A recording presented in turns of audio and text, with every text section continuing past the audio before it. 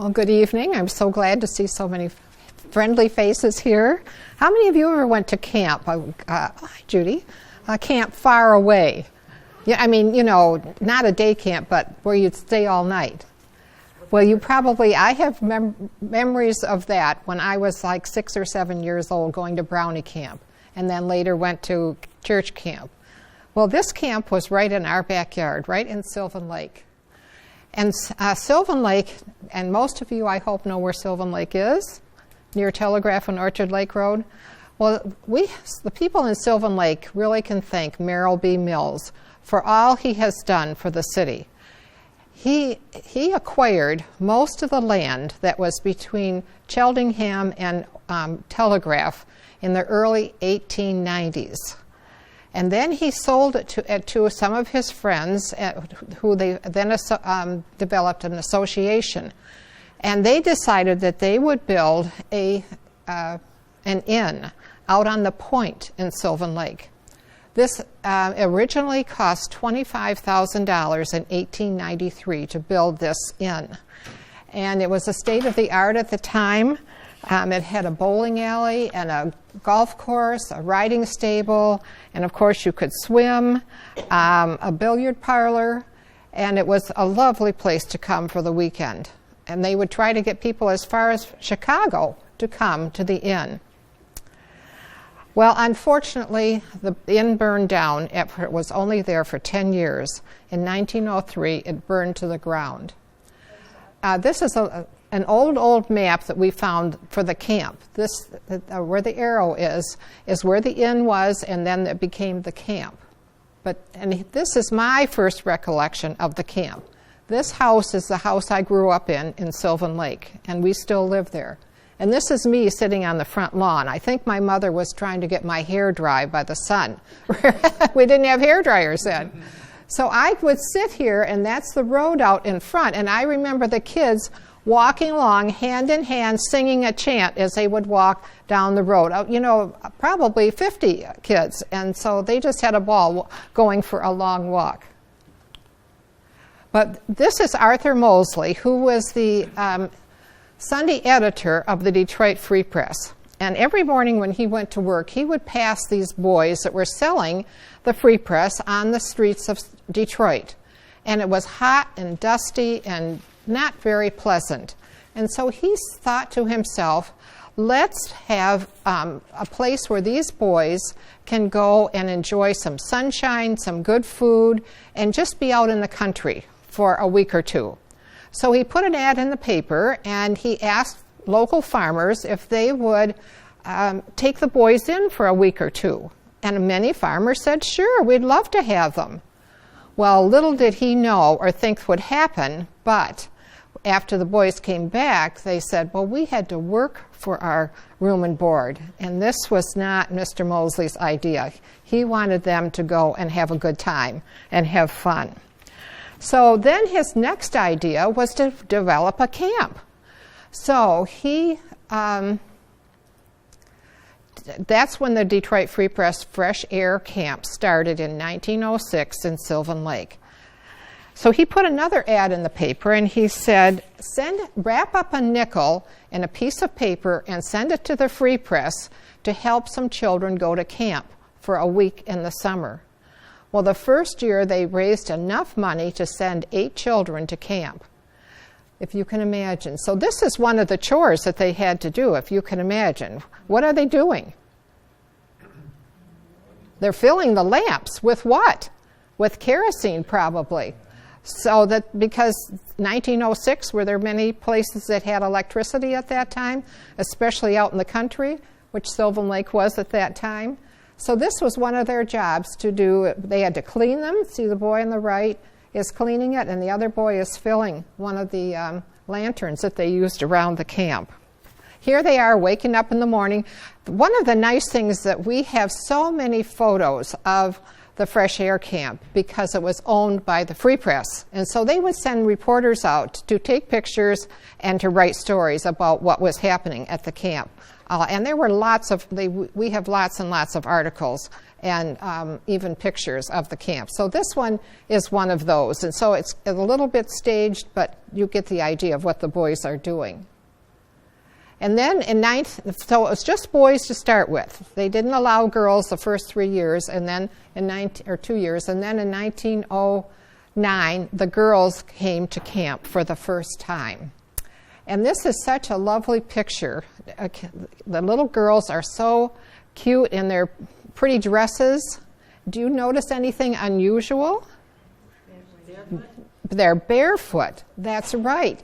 They don't have any shoes on. Now, maybe that was because they wanted to run and play and not worry about messing up their shoes. But it does seem that with their pretty dresses on that they would have had shoes on. And another unusual thing is the organ out there outside.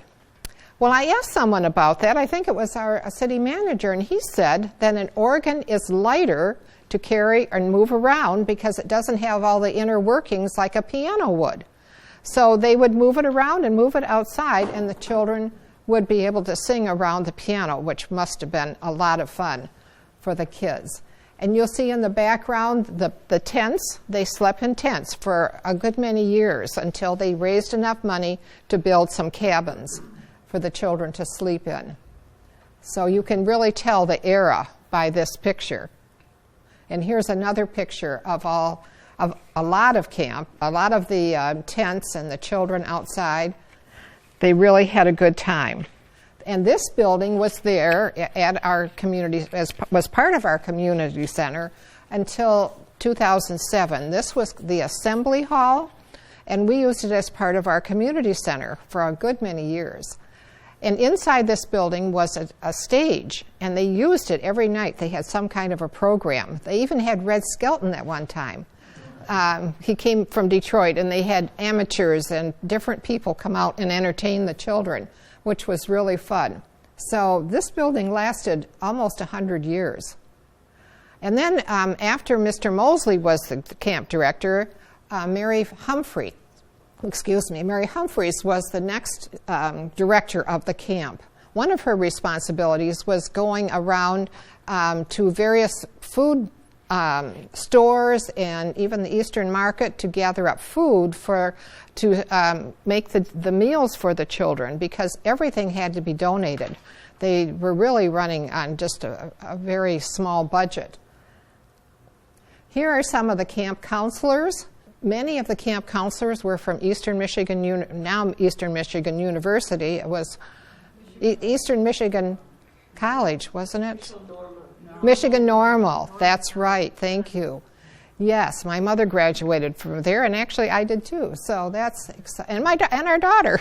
So anyway, a lot of the counselors were training to become teachers. So it was really ideal that they could come out and spend 2 weeks with the children. And one of the things that the children needed most of all was to feel loved and feel wanted, because these children were all from the inner city that were coming out to the camp.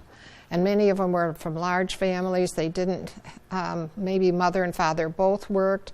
They didn't have enough food to go around. So they really needed to have lots of attention, which they did receive at the camp. This is what the camp looked like for many, many years. And one interesting thing is the road. You see circles around in front of the camp.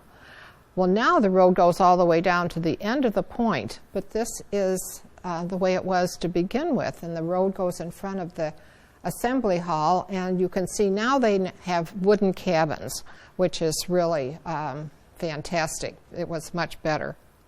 And every day they raised the American flag, where all the children would stand around and say the pledge, and I'm sure the older boys and girls, or maybe the counselors, would be the ones to raise the flag.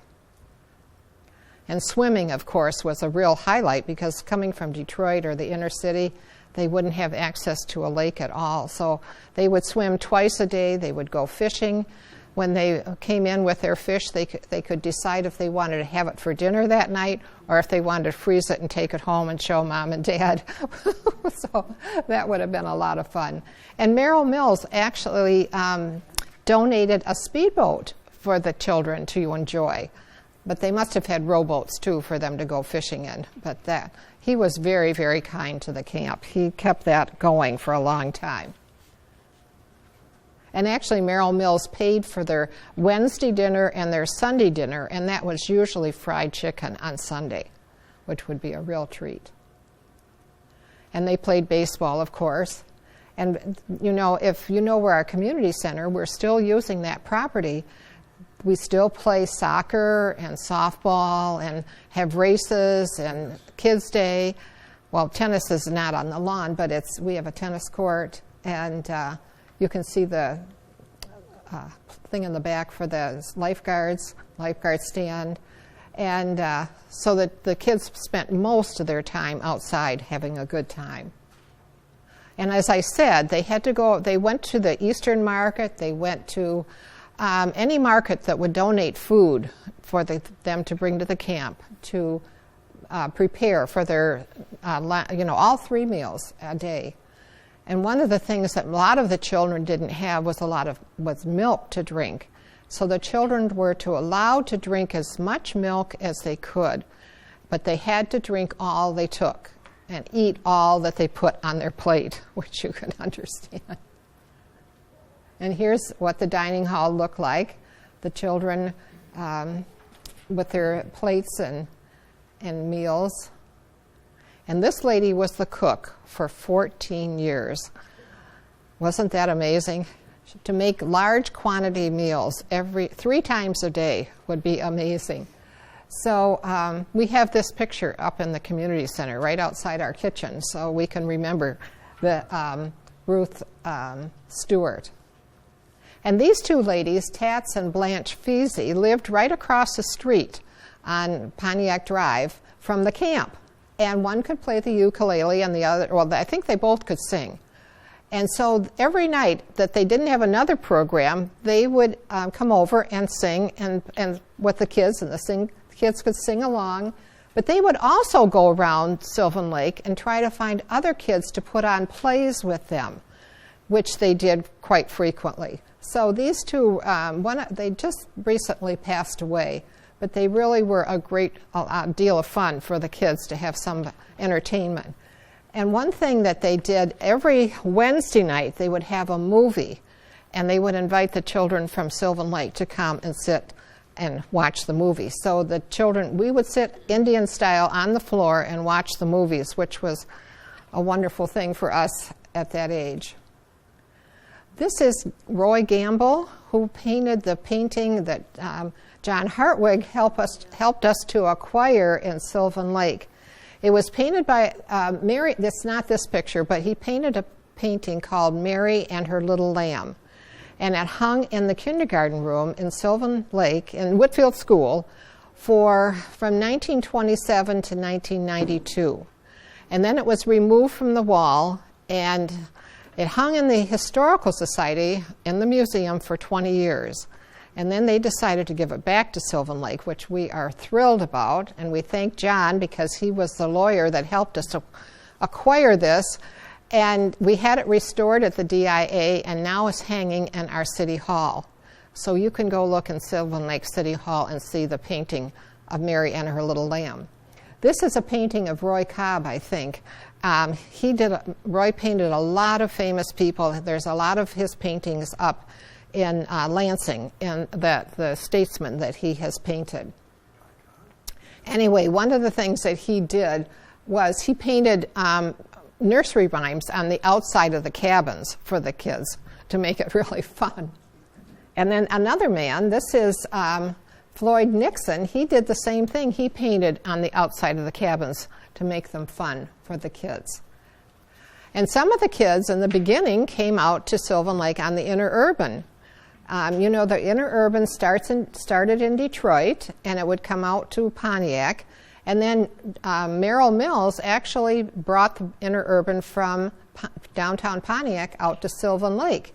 And then eventually it was hooked up with the Orchard Lake Interurban and then down to Farmington. And then from Farmington down to Detroit along Grand River to make a complete circle. So, but Merrill Mills is the one that brought it from Pontiac to Sylvan Lake. And you can see all the places it stopped. And Garland in Sylvan Lake is still a boulevard because of the Interurban. The train went right through Sylvan Lake. So some of the children in the very beginning, before, well, it was in 1906, they rode the Interurban, which would really be fun. And this is another way they came out to Sylvan Lake in this Ford car. It's you know that Henry Ford started with Model A and went all the way down the alphabet. And this is a Model K. And it took me a long time to figure out, to get enough people to help me to know what this one was. But it's a Model K. And the headlights are actually fueled by gas. Pete's cousin is a car enthusiast, and that's what he told us, which is really amazing that there'd be gasoline in those headlights. But anyway, some of the kids came out to the camp in this wonderful car. And then later they came by bus. In fact, my piano teacher lived right near Pontiac Drive, and she could hear the kids yelling and screaming, coming down Pontiac Drive toward the camp, hanging their heads out the window. They were so excited to be at the camp once again. This is a picture of like a panorama of the whole camp. There's the activity building and the little cabins, and I'm going to tell you about the one in the middle, but you can see what the whole camp looked like. And in the camp, in the fireplace, these words were done in Pewabic tile. It says, "I warm the hand and cheer the heart." It's very unusual to have words made in Pewabic tile. We saved this when the building was torn down, and it is now in our new community center, which I'm thrilled with. This is what it looked like in about 2006 or 7, before it was torn down. This is a building that was built in 1912, the one on the right. And the one in the middle was like a breezeway connecting two buildings, and the one on the left was the dining hall. So it stood there almost 100 years before it was torn down. And this is our community center now, out on the point. This on the same land. First it started out as the inn, and then the camp, and now the community center. Countryside Improvement Association raised the funds to build the dining hall at the camp. And these ladies they did a lot around the community, and you'll have to learn about their association at some time. They raised the money through fundraisers to build this dining hall. And one of the members was Mrs. Albert Kahn, and he designed that dining hall. But unfortunately, we did not know that until after it was torn down. It wasn't in good shape. It wouldn't have withheld, many more years. But if we had known, we might have done something to preserve something from it. But anyway, we were fortunate that it stayed that long. And so it was there for 55 years, and many, many children. In fact, we've had people come to our house and say, "Is that where the camp was?" And they recognized the property and the building. So it was a real wonderful thing to have in Sylvan Lake. So thank you. Hello, I'm John Hartwig, and this is my wife, Patty. We're going to kind of alternate, so you'll hear from her in a few minutes. Patty and I live on Pine Estates Drive in West Bloomfield, which is on the shores of Pine Lake, and we've lived there for a mere 40 years. So that's how we became interested in this, as we will show you. The question is, what's our connection to the Girls Friendly Society, and how did we get involved being interested in a camp in West Bloomfield run by the Girls Friendly Society? And it has to do with these stairs, believe it or not. These 38 stairs down to Pine Lake caught our interest. And we started to wonder about these stairs. Why are they there? They're old. What's going on? So we will show you in the next few minutes how these stairs involved Patty and I and got us interested in the Girls Friendly Society. So stay tuned. That's the piece of the puzzle that we're going to provide you with. As background, though, we have to tell you a little bit about the build-up to the Girls Friendly Society. In the 1850s, in England, a lady by the name of Townsend recognized that the Industrial Revolution was underway, and a lot of young women were shipped off to work in these new mills. Before then, they all worked in their houses. They did looms in the houses. It was all piecework in the houses. So the Industrial Revolution created this whole new frontier, and the girls were shipped off to the new mills, and they were in dire need of support. The factories needed labor, the families needed the money, but that left the girls in a strange town. So by the dawn of the 1830s, when the Industrial Revolution was taking over in England, these mills were notorious for poor working conditions. There were no national labor departments that protected child welfare and all of that in the 1830s. So there was no ventilation, there was lint all over, unsafe machinery, rats, fires, and a huge piecework quota that all the girls had to put out every day. Mrs. Townsend was an Episcopalian, and she organized parishioners around England to provide support for these girls. And her quote was, "to save the girls from bitterness and loneliness as they moved from sheltered homes to shops." So she formed something called the Girls Friendly Society because she was trying to help these young women. Now let's bring it to the United States. There was a lot of labor available from young women. In other words, there were a lot more young women than there were jobs in England and Europe back in the late 1800s. So many of them were shipped over to the United States. And they worked as shop girls. That was what they were called. And they worked at Sibley's, Hudson's, downtown. We all remember downtown Hudson's fondly. And you probably remember Sibley's. But you can imagine if they were lonely in England being away from their family in a town, think of how lonely they were in a foreign country away from their family with nobody to help them. So a group of ladies in Grosse Pointe, led by Mrs. Frances Sibley, the wife of the founder of the department store, formed the Detroit branch of the Girls Friendly Society, and they adopted the mission of providing wholesome vacation opportunities for the shop girls. So in shop, and when they say shop in America, it tended to be Hudson's, working in the aisles in Hudson's, and not factory work. But eventually it evolved to factory work. A lot of these gals did end up working for General Motors and all of that eventually. One connection that we came across 77 years after they founded the Michigan branch of the Girls Friendly Society, Edgar Guest, and we all know he was the poet laureate of Detroit. He was famous all over the country, all over the world, great writer, great poems.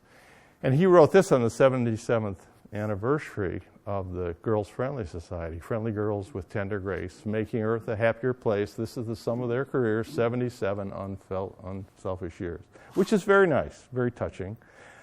Because the Girls Friendly Society, when the girls went to camp, when they got old enough, they were recruited to be in the society and become contributors to the society. And so they supported the Girls Friendly Society as adults. And that's what he was referring to, that they were lovely ladies, unselfish. Let's get into what was going on when they started this camp. The ladies from Grosse Pointe looked around and said, where can we start a camp in this area, southeastern Michigan? They found an old house along the north shore of Pine Lake known as the Howard House. Now, I don't think this was any glamorous place. I think it was a former farm that was kind of run down, but that's what they could find. And so the first 22 happy campers arrived on June 22nd, 1895. into this house for their 2-week stay. The camp was similar to a YWCA camp that started the same year in Lake Orion. So they were kind of competitors back in those days for campers. I'd like to show you where we think the old holiday house at Howard House was on Pine Lake. This is the eastern half of Pine Lake. You recognize the Middle Belt Road here.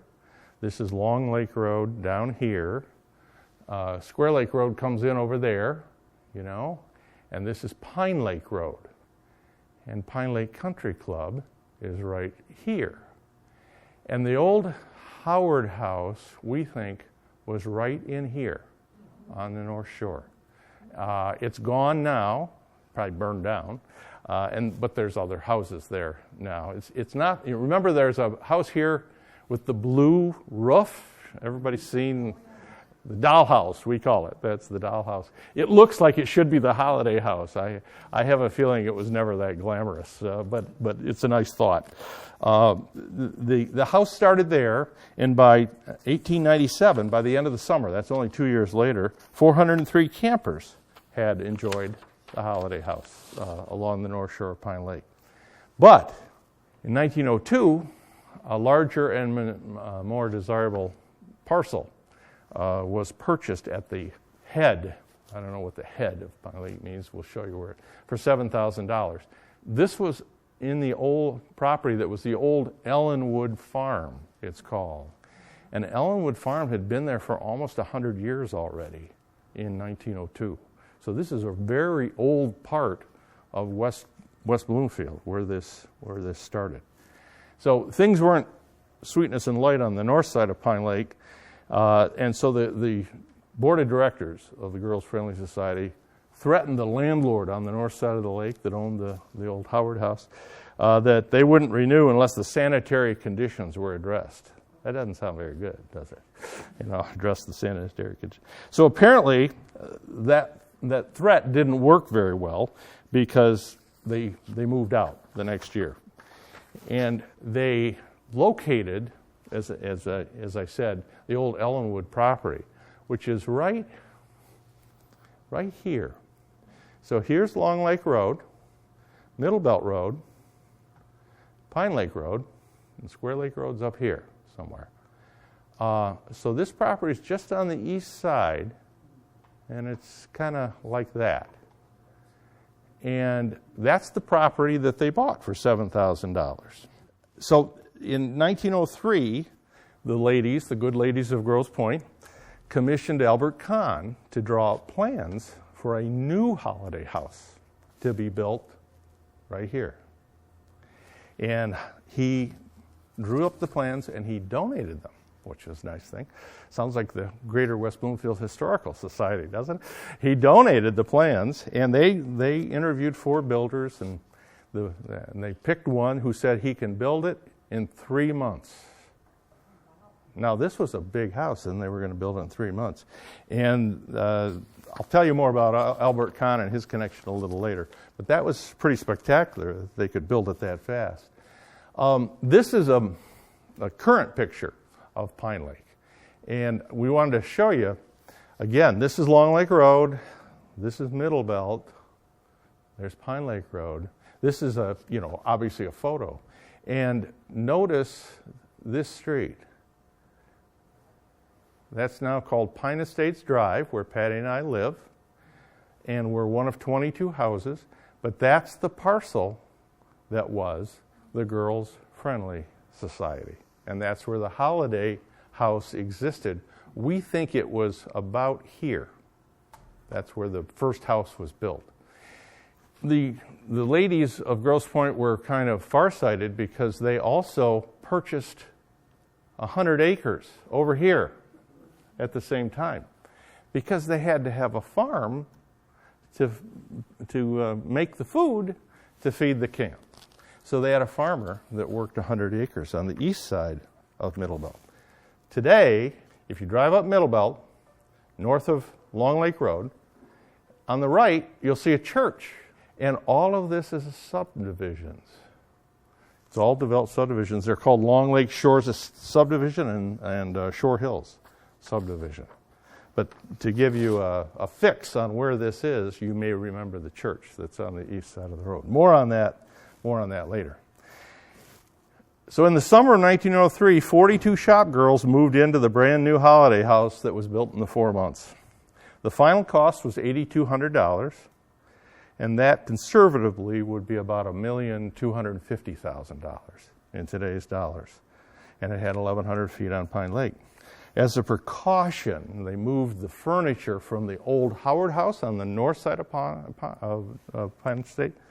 Pine Lake in the winter, because the horses had to be ready for the spring plowing. So they could only use the horses in the winter to haul the furniture. So that's when they did all that. But you can see it's a pretty good-sized place. And so it would hold 40 girls at a time, and the first group moved in 1903. In addition, in 1908, the old Ellenwood farmhouse was extensively remodeled, and it was renamed Aunt Mary's Rest Cottage. And it initially accommodated only 8 girls. This is a subsequent version of it. And it was intended for those who needed more absolute rest than the liveliness of Holiday House would permit. So it sounded like these were the shop girls that were on the verge of a nervous breakdown or something. You know, they stayed at this quiet place. In 1917, it burned down, and it was replaced in 1990 with a more commodious house, which accommodated 22 guests. So this is much bigger, as you can see. But by that time, the camp had evolved. It was no longer just shop girls. It had evolved to more of a camp like we think of a camp, with kids coming out for 2 weeks and having fun. It wasn't the girls from Hudson's and Sibley's that came out anymore. And all you had to do to qualify was be a child of a certain age, and you had to have a character reference. And if your character reference satisfied the board of directors of the Girls Friendly Society, you could come to camp here. There was eventually a third cottage built, all on that property, called the Bird's Nest, and it accommodated 16 children, and these were the younger children. Most of the children were 12 and up that went into the big house, but the Bird's Nest was for younger girls. They would also allow their mothers to come with them and stay with them at the Bird's Nest cottage. And I knew a lady that stayed in the Bird's Nest cottage, so it wasn't that long ago that all this happened. So we'd like to tell you about life at the Holiday House, and that's where Patty comes in, because she knows all about it. So I'm happy to turn it over to Patty. You'll notice there are a couple of different spellings of holiday, and this is the one that we went with because it's the one that we saw the most when we went to research things in Ann Arbor. The Holiday House has a very quiet feel to it. It looks country-like. And remember, the people who are coming here were from the city. Many of them were stressed by city living. They were on the verge of poverty. And in this case, the ladies from Grosse Pointe were trying to make this be a very restful and memorable occasion for a summertime experience in their people. I'm sorry this is so grainy, but it is an actual photo of Pine Lake. And again, the spelling has been changed of Holiday House. But you get the feeling that people were wanting to be outside. They were on the stairway down to the lake, lots of greenery, set in an orchard. In fact, when we moved into our house, there were still apple trees that were all around us, and they were a leftover of when the orchards were used to raise food for the people at the camp, the kids at the camp. Now, back in the day, what we had was quite a different experience. We had shop people saving their money. It would cost $2 a day for your stay. So you had to have that budgeted and saved. You saved all year for that. When you arrived, it would be because you had passed all the character vetting and you had good references from people and you had been financially responsible and saved some money, showing that you were a stalwart citizen.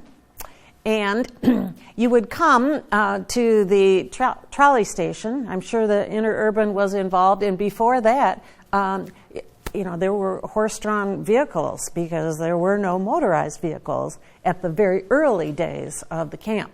So you'd come to the Orchard Lake Station, and then you'd be picked up by a horse-drawn carriage and taken to the camp.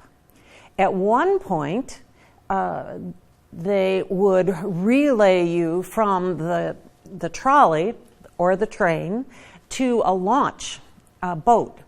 And they would, do you remember that? They would take you to the edge of the lake, and there the lady of the lake would pick you up and take you across the lake, Orchard Lake's side of the lake. They'd take you to the east shore where there was a launch at the campsite itself. The camp was pretty rough then. We had one bathroom and one tub for people who were just not able to do the outdoor bathing thing. So you know that this means that there was a lot of swimming that was actually bathing. So it was, in that respect, it was camp-like, even though it was a house that you were living in. Food was produced on-site, and it was raised, in farms on the east side of Middle Bell and all along our street where there were farm fields and orchards. A lot of effort went into food production. The meals were organic at the time. They were nutritious and varied. And we didn't have a cook like you did at the Free Press camp, I don't think, but nonetheless. And because there was no electricity, you had your light provided by gas lamps and by moonlight, which is a nice way of saying there was no electricity. In the camp, they made an effort to have the rooms be very home-like. And so there was attention given to the beds, the white muslin curtains. The beds were actually white beds that had flowers painted on the little wrought iron headboards. Each one had the name of a flower so that they weren't regimented like a camp. It was supposed to feel home-like. These beds were donated by Mrs. Ford. Henry and his wife were very involved in this effort, and they reached out and touched a number of their friends, like Albert Kahn. So you'll keep hearing his name mentioned. But the Fords were huge sponsors of this camp. In the dining room, the dishes were of blue and white. That doesn't look very camp-like, does it? I think they were trying to be refined and genteel and provide a real sense of comfort. Right off the front door, there was a chapel where people could pray and have evening hymns. There was a lot of singing. People would sing on the porch, they would sing on the grounds, and then sing in the chapel. The front porch had hammocks and chairs because people spent a lot of time out there sewing, which was a very popular hobby for the ladies, the girls there, and for reading. So you get a restful feeling from the activities that were involved until you turn to this picture. And here is a camper who portrayed what did we do at camp.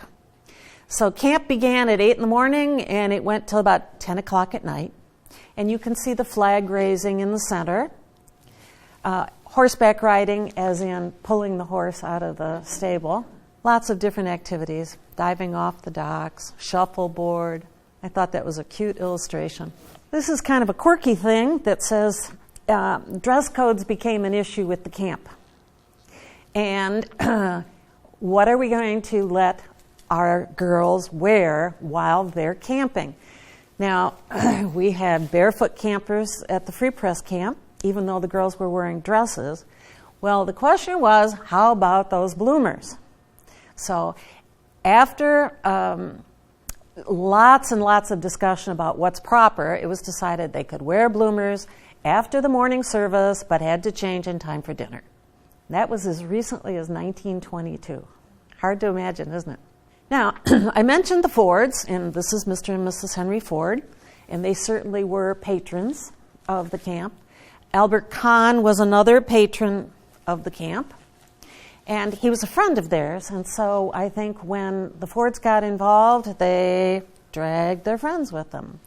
One of the friends, we don't have a name for this person, but one of the friends was asked to sponsor a horse-drawn mowing carriage because there were so many grounds that needed to be mowed that they just couldn't do it by hand. And so they finally got, they hit the big time, they got a horse-drawn mower.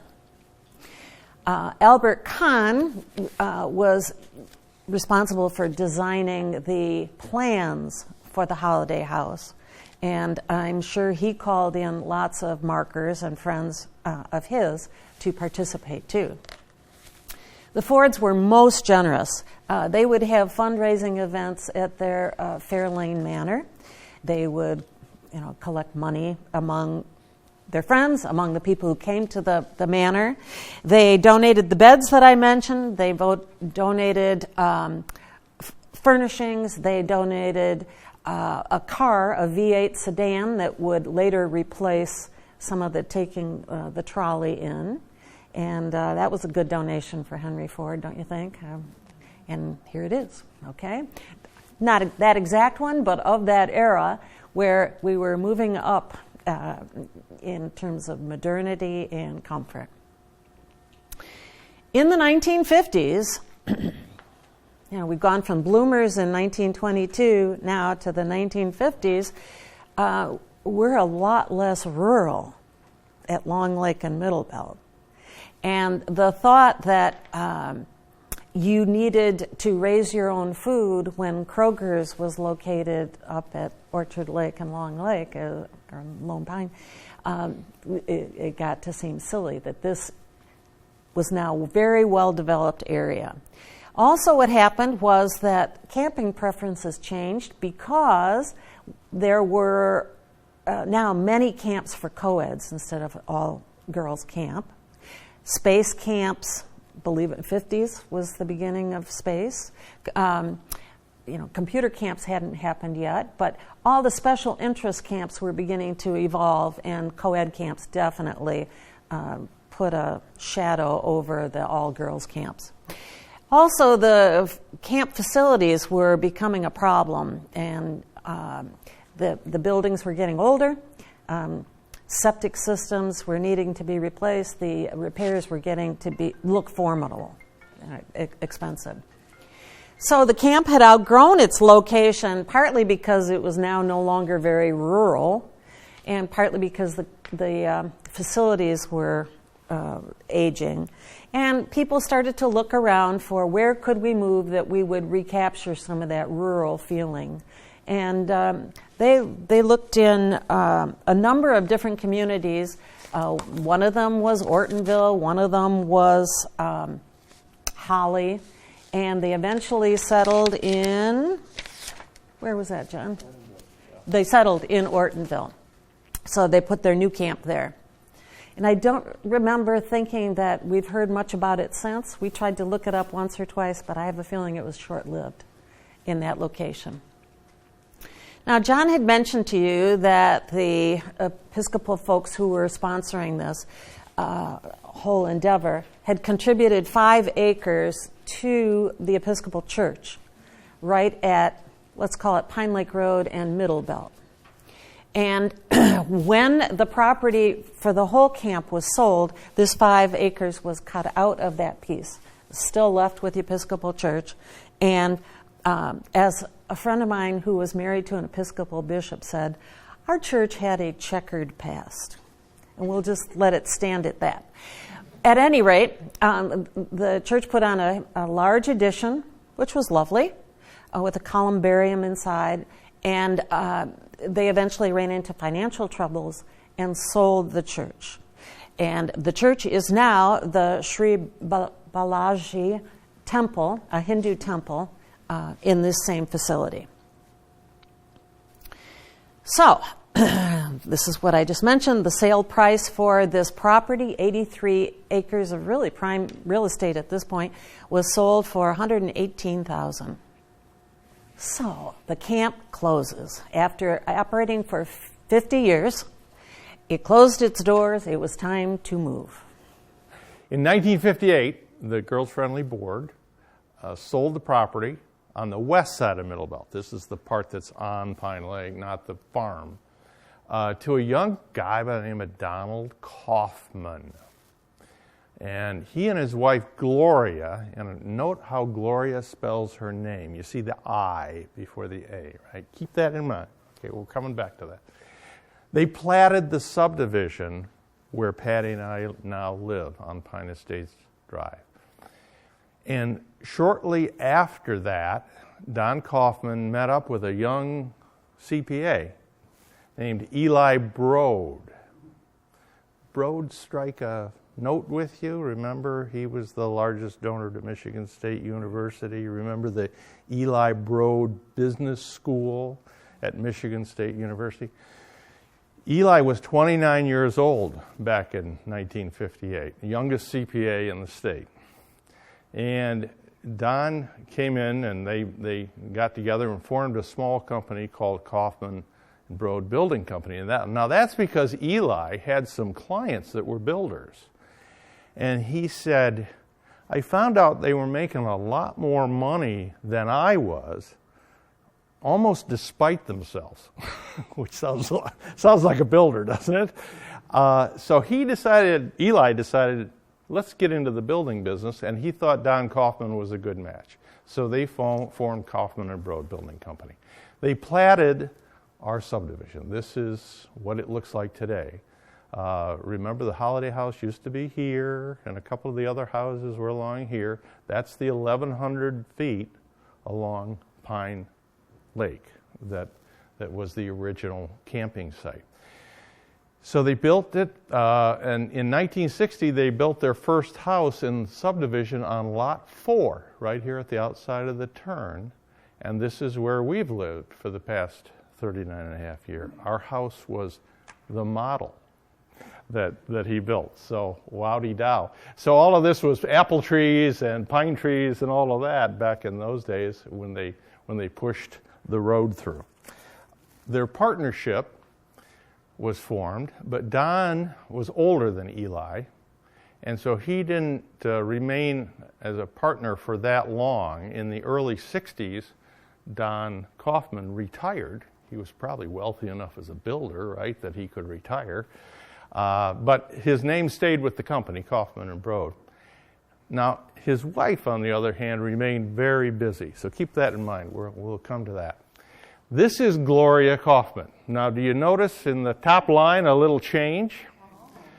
Well, Kaufman and Broad got so large that it moved to California.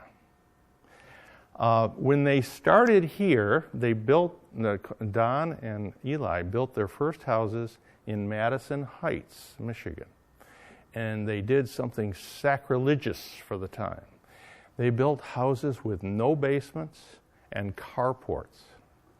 And all of the naysayers said, you can't do that in Michigan. That won't sell. Nobody's going to buy those houses.